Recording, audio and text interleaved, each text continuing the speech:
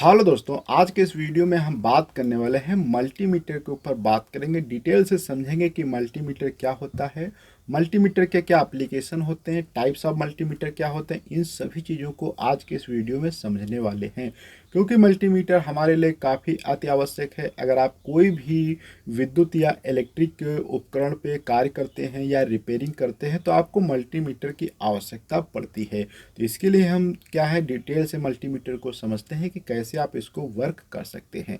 तो जैसे कि अगर हम यहाँ पे आज बात करने वाले हैं तो मल्टीमीटर का जो मॉडल होता है DT830D, इसके ऊपर हम बात करेंगे, जो कि एक डिजिटल मल्टीमीटर होता है जिसके अंदर एक LCD डिस्प्ले भी मिलती है जहाँ पे आपको सारी रीडिंग्स क्या है शो होती रहेंगी। तो अब ये पार्ट नंबर हमारा 1 है, क्योंकि हम मल्टीमीटर के ऊपर डिटेल से एक कोर्स बनाएंगे जहाँ पे हर एक चीज़ को समझेंगे कि मल्टीमीटर के ऊपर आप कैसे कार्य कर सकते हैं, कैसे वोल्टेज टेस्ट कर सकते हैं। सारी चीज़ों को हम डिटेल से समझने वाले हैं।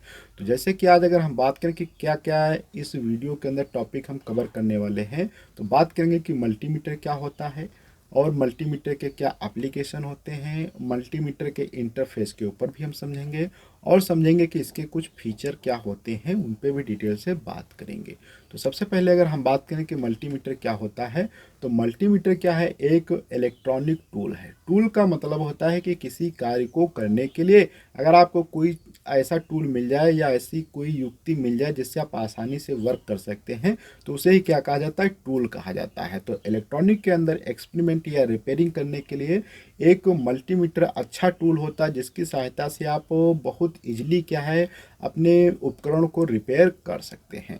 और इसके काफ़ी ज़्यादा यूज होते हैं, जैसे कि वोल्टेज नापने में, रेजिस्टेंस नापने में, चेंज इलेक्ट्रिकल करंट को काफ़ी इसके अंदर वर्क भी आप कर सकते हैं।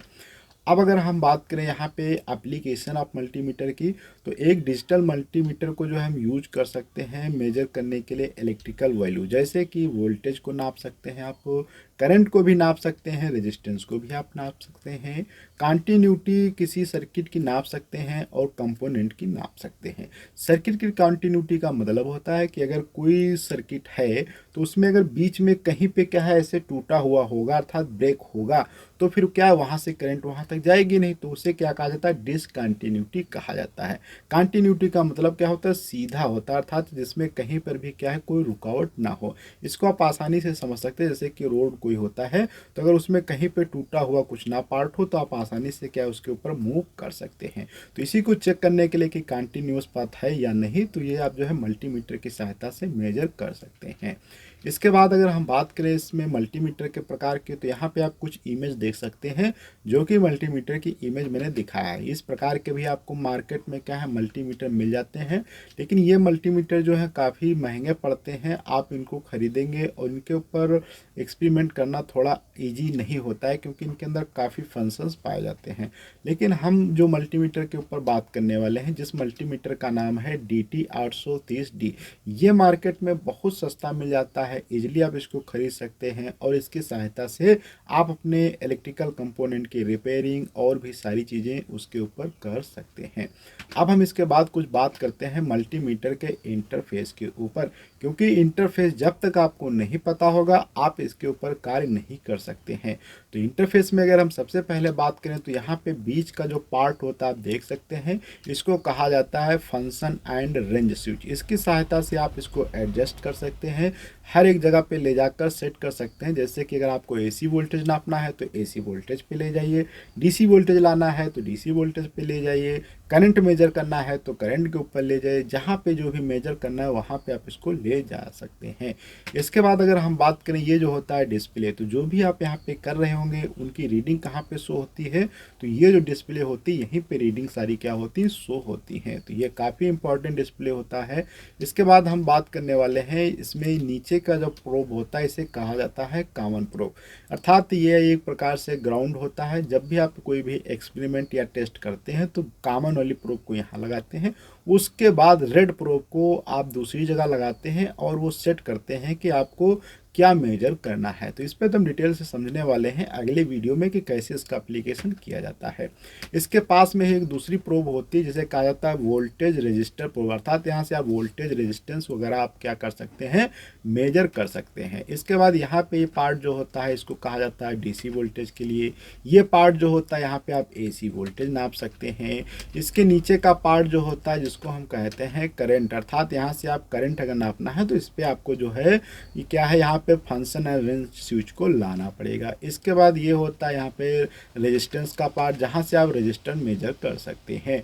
और सबसे नीचे आप पार्ट आपको देखने को मिल जाएगा एक जो होता है ट्रांजिस्टर का, जहाँ से आप क्या कर सकते हैं, ट्रांजिस्टर को मेजर कर सकते हैं। और ये पार्ट जो होता है कंटिन्यूटी का होता है, जहाँ से आप किसी भी सर्किट की कंटिन्यूटी मेजर करने के काम में लाया जाता है। तो हमने यहाँ तक देख लिया कि काफ़ी इसके इंटरफेस है, हर एक चीज़ को डिटेल से हम समझेंगे। और इसके बाद ये कि और इसमें प्रोब होती है करंट की, जहाँ से आपको करंट क्या है अगर मेजर करना है तो इसके ऊपर आपको ये लाना पड़ेगा। तो ये होता है 10 एम्पियर करंट मेजर करने के काम में आता है। तो आज के वीडियो हम लोगों ने समझ लिया कि इंटरफेस क्या होता है। अब थोड़े इसके अगर हम फीचर के ऊपर बात करें, इसके फीचर्स क्या होते हैं, तो फीचर में सबसे पहले इसकी एक्यूरेसी बहुत अच्छी होती है। और यहाँ पे डीसी वोल्टेज आप नाप सकते हैं जिनकी रेंज आपको 200 मिली एम्पियर से 2000 मिली वोल्टेज है, 20 वोल्टेज है, ये सभी चीज़ें क्या है आप डीसी वोल्टेज यहाँ से मेजर कर सकते हैं। एसी वोल्टेज भी आप नाप सकते हैं, 200 वोल्ट 750 वोल्ट मेजर कर सकते हैं। रेजिस्टेंस जो होता है उसकी भी आप वैल्यू नाप सकते हैं जिनकी रेंज आप यहाँ पे देख सकते हैं, 200 दिया है, 2000 दिया गया है, 20 के दिया गया है, 200 के दिया गया, इस प्रकार की वैल्यूज़ यहाँ पे दी गई हैं।